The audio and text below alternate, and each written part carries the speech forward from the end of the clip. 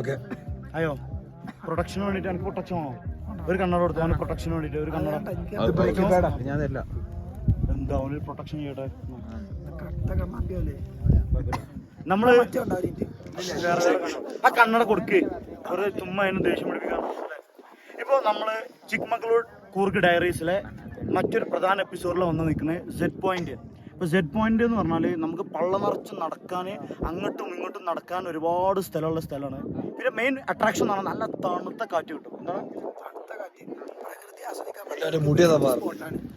അപ്പം ഞാൻ അങ്ങനെ പറഞ്ഞ് എൻ്റെ എക്സ്പീരിയൻസ് പറയടോ. ഇപ്പോൾ കുട്ടികളെയും കൊണ്ട് വന്നതാണ് നമ്മുടെ സ്കൂളിൽ നിന്ന്. ഞാൻ പറഞ്ഞല്ലോ 6 വർഷങ്ങൾക്ക് മുമ്പ് ഞാൻ ആസ് എ സ്റ്റുഡൻറ് ഇവിടെ വന്നിട്ടുണ്ടായിരുന്നു. ഇപ്പം ആസ് എ ടീച്ചർ 6 വർഷങ്ങൾക്ക് ഇപ്പുറം എന്താണ് എൻ്റെ ഇപ്പോഴും യൂത്താണ്. ഓക്കെ, എൻ്റെ പിള്ളേരെയും കൊണ്ട് വന്നതാണ്. എൻജോയ് ചെയ്തില്ലേ? അപ്പോൾ എന്താണെന്ന് വെച്ചാൽ ഇതിന് പ്രത്യേകതയാണ്. താഴത്തേക്ക് കുറേ നടക്കുക, സൈഡിലേക്ക് കുറേ നടക്കുക, അങ്ങോട്ട് നടക്കുക. എത്ര നടന്നാലും നമ്മൾ മടിയാവില്ല നമുക്ക്. കാരണം എന്താ വെച്ചാൽ തണുത്ത കാറ്റ് ഇങ്ങനെ വരുമ്പോൾ നമ്മൾ ക്ഷീണം അറിയില്ല. അപ്പോൾ അങ്ങനെ അടിച്ച് പൊളിച്ച് ഇങ്ങനെ നടക്കുക. പക്ഷേ ഒറ്റ പ്രശ്നമുള്ളൂ, കുറച്ചു നേരം നടക്കുമ്പോൾ സൂര്യൻ അസ്തമിക്കും. അതിന് മുമ്പ് നമ്മൾ എന്ത് ചെയ്യണം? ഇവിടുന്ന് ഇറങ്ങി വീട്ടിൽ എത്തണം.